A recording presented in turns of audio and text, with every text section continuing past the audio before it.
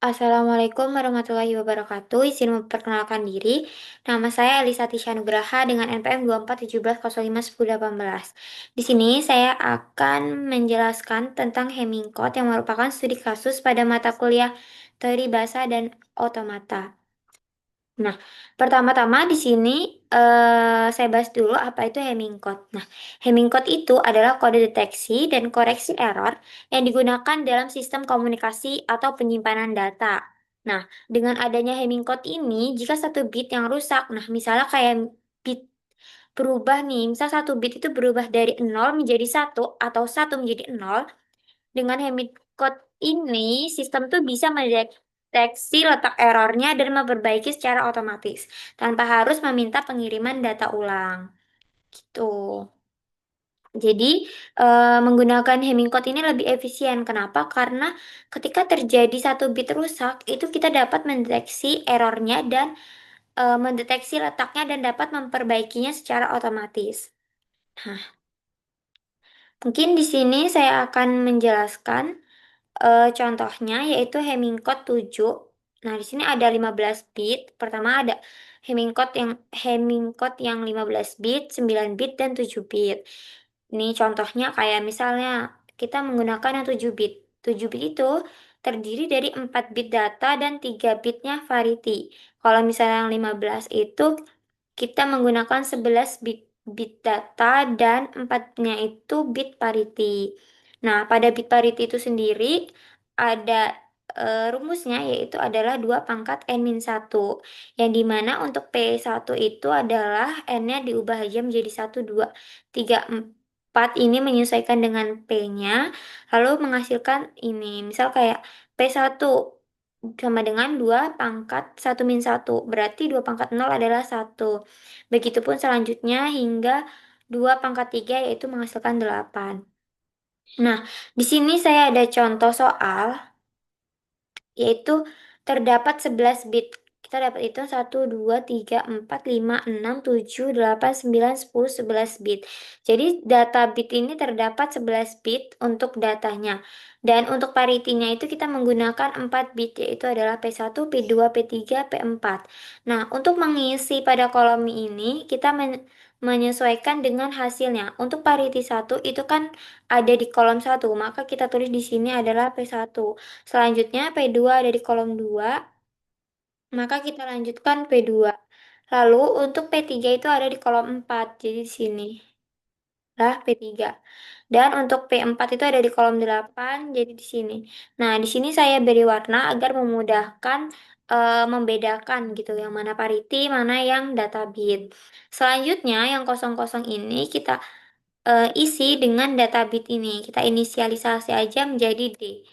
Ya, jadi kita tulis ini ada 11 kan, jadi D1, selanjutnya D2, selanjutnya D3, D4, D5, D6, D7, D8, D9, D10, D11, D12, D13, D14, D15.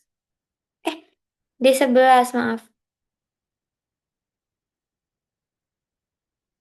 Jadi ada D11 mengikuti jumlah biner ini, yang dimana berhenti pada kolom 15.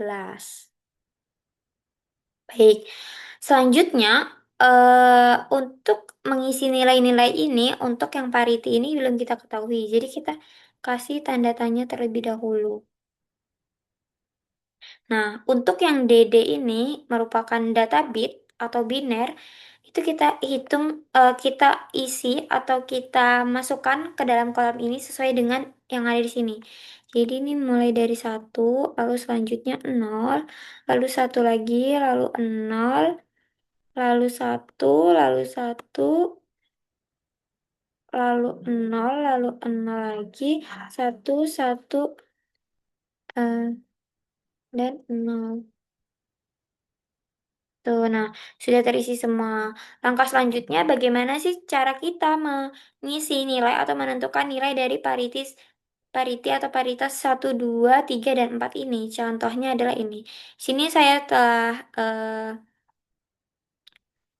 menuliskannya terlebih dahulu agar lebih mudah dan tidak terlalu lama. Jadi, akan saya jelaskan pertama-tama, untuk parity satu itu kita ambil satu loncat satu, yang dimana kita ambil satu kolom, lalu kita loncati satu kolom, lalu ambil satu kolom dan loncati satu kolom, hingga kolom 15. Jadi, yang kita ambil adalah kelipatannya, atau parity ganjil, bisa dibilang parity ganjil, yaitu 135 hingga 15. Ya, datanya kan ada 15, itu hanya kita lompati satu. Lalu untuk nilainya P1 atau satu ini kan belum diketahui. Kita tulis aja P1 dan XOR. Nah, kenapa XOR? Karena kita akan menggunakan rumus dari XOR, tabel kebenaran XOR ini sendiri. Yang dimana ketika eh, angka satunya itu ganjil, maka outputnya adalah angka satu. Ketika output angka satunya itu udah genap, maka outputnya adalah nol. Nah, di sini misalnya nol dan nol itu outputnya adalah nol. Kenapa? Karena tidak ada angka satu, atau bisa dibilang genap. Lalu ini ganjil, maka ini satu, ganjil juga maka satu, dan ini adalah genap, maka hasil outputnya adalah nol. Nah, mari kita implementasikan pada nilai P ini. Nah, kita bisa lihat untuk kolom 3 ini adalah nilainya satu. Lanjut, untuk kolom 5 adalah nol dan seterusnya hingga 15. Lalu kita hitung, angka satunya ada berapa? Satu, 2, 3. Nah, itu masih ganjil kan? Kalau ganjil berarti kita outputnya satu. Jadi P1 hasilnya adalah satu. Begitu pula untuk yang P2. P2 tapi ambil 2 loncat 2. P2 ada di kolom 2. Jadi kita ambil ini satu, 2, kita lompatin kolom 2 ini, lalu kita ambil yang ini, lanjut sampai 15. Dia dapatkan hasilnya ini. Untuk nilainya sama seperti P1, dan lalu kita hitung aja, satunya ada 4, 1, 2, 3, 4. Jadi itu genap, maka P2-nya bernilai 0. Selanjutnya untuk P3, P3 itu ada di kolom 4. Jadi kita ambil 4, loncat 4. 1, 2, 3, 4. Ini yang kita ambil sampai sini. Lalu 1, 2, 3, 4 ini kita lompati terus sampai 15 hingga didapatkan ini. Lalu nilainya ini adalah nilai dari P3, nilai dari masing-masing kolom, yaitu kita hitung angka satunya cuma ada 3. Jadi kita itu ganjil, jadi kita membutuhkan angka satu lagi biar genap. Jadi P3-nya adalah satu. Lalu kita masukkan aja ke dalam sini. Tadi ya P1-nya adalah satu, P2-nya 0, dan P3-nya adalah satu. Lalu lanjut aja untuk P4 itu ada di kolom 4. Jadi kita ambil di kolom 8, maaf. Jadi P4 ini ada di kolom 8, jadi kita ambil dari 8, lalu loncat 8. Kita ambil dari 8 sampai 15 jadinya. Nah, ini untuk nilai-nilainya, dan angka satunya yaitu ada 1, 2, 3, 4. Ada 4 yang dimana itu genap, jadi kita P0-nya ada, P4-nya adalah 0. Mari kita isi di sini itu dengan angka 0. Nah, sudah. Ketika sudah, kita akan melakukan pengecekan pengecekan error ya.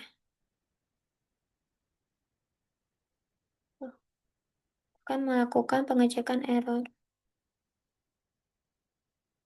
Ini. Mungkin kita ini kan sama ya inputnya. Jadi kita ada bedain mungkin di nomor 12 aja ya contohnya. Jadi ini kita angka satu. Nah, setelahnya kita lanjutkan dulu. Lanjutkan caranya menggunakan ini. Nah, kita lanjut aja pakai P1-nya sama dengan berapa nih? Kita ambil satu. Jadi satu, dua, tiga, empat, lima, lima. Jadi kita ini adalah satu,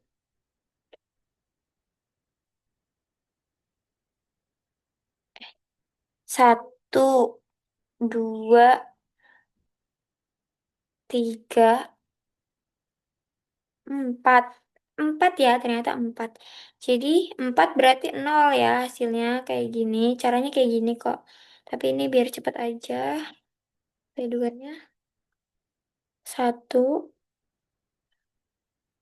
satu, dua, tiga, empat, lima. Oke, lima. Jadi P2-nya benar lima. Satu, 2, P3, 4 ya, 4. Jadi ini 0. Lalu lanjut P3. P3-nya berapa? Berarti mulai dari sini ya. 1, 2, 3, 4. 4. 4 bener nggak? Coba kita ulang ya. Kan 4 ya. 1, 2, 1, 2, 3, 4, 5. Jadi kita membutuhkan satu. Satu dan P4-nya adalah, yang kita ikut hitung P4-nya adalah 1, 2, 3, 4, 5. Jadi ini adalah bernilai 1. Nah, dapat kita lihat ini hasilnya berbeda kan antara ini dan ini. Nah, cara kita tahu error itu, ini hasilnya berbeda. Jadi ini error. Terus bagaimana sih cara kita menentukan lokasinya? Lokasi error ini di mana? Kita bisa lihat ini kan biner ya, satu satu. Jadi ini desimal kan. Itu biner yaitu basis 2. Ketika kita desimalkan itu menjadi 12. Maka errornya ada di kolom 12. Dan ini pasti akan berubah menjadi 0 karena inputnya hanya ada 0 ataupun 1. Ketika error maka itu kita hanya membalikkan gitu. Dari 0 menjadi 1, dari 1 menjadi 0. Lalu di sini ada FSM-nya sendiri. Ini saya menggunakan ini ya, designer, finish state designer, yang dimana ada 9 state, mulai dari state pertama yaitu startnya itu dari S0 dan finishnya ada S8, yang dimana kita input data bit user yaitu ada 11 data ya tadi, lalu ke state 1, dari state 1 ke state 2 itu kita isi datanya dan kosongkan paritasnya seperti saya tadi jelaskan, isi dulu nilai dari bit 11-nya, baru deh kita isi paritasnya ya nanti. Tapi kita hitung dulu, lalu kita masuk ke state 3, lalu ke state 4 itu kita kirim paritasnya, dan ke state 5 kita isi ke dalam tabelnya. Lalu di step 6 ini kita cek errornya terlebih dahulu. Jika tidak error, maka dia akan kembali ke dirinya dan kirim hasilnya masuk ke step 8. Tapi ketika error, kita perbaiki dulu di step 7 ini. Lalu kita kirim hasilnya ke step 8 dan finish. Maka keluarlah output pada di step 8 ini. Baik, sekian dari saya. Kurang lebihnya saya mohon maaf. Saya Eri. Wassalamualaikum warahmatullahi wabarakatuh.